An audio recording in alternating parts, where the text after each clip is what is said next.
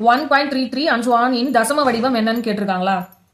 இப்போ இதை வந்து நாம இந்த வேல்யூவை நாம x ன்னு எடுத்துப்போம். x equal to 1.33 and so on. இது வந்து ஈக்குவேஷன் 1. இங்க வந்து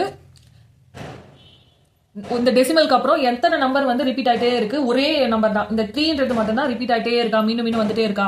அப்போ இந்த ஈக்குவேஷன் 1 நாம 10 மல்டிப்ளை பண்ணோம். 10 மல்டிப்ளை பண்ணா என்ன கிடைக்கும்? 10x equal to இது வந்து ஒரு டிஜிட் தள்ளி புள்ளி வைக்கணுமா? அப்போ 13.333 and so on அப்படின்னு கிடைக்குமா? இது வந்து ஈக்குவேஷன் 2ன்னு வச்சுக்கலாம். இப்போ ஈக்குவேஷன் 2வையும் ஈக்குவேஷன் 1ஐயும் மைனஸ் பண்ணா நமக்கு x ஓட வேல்யூ கிடைச்சிடுமா?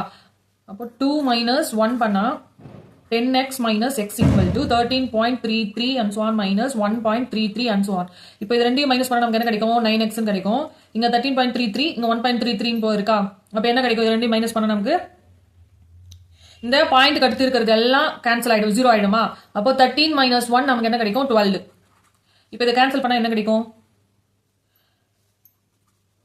x equal to 12/9 2 3 4 12 3 3 9 4/3 4/3 எப்படி எழுதலாம்? கலப்பு பின்னம் எழுதணும் 1 1/3 அப்படின்னு கிடைக்குமா? அப்ப இதுக்கான ஆன்சர் வந்து ஆப்ஷன் ஏ.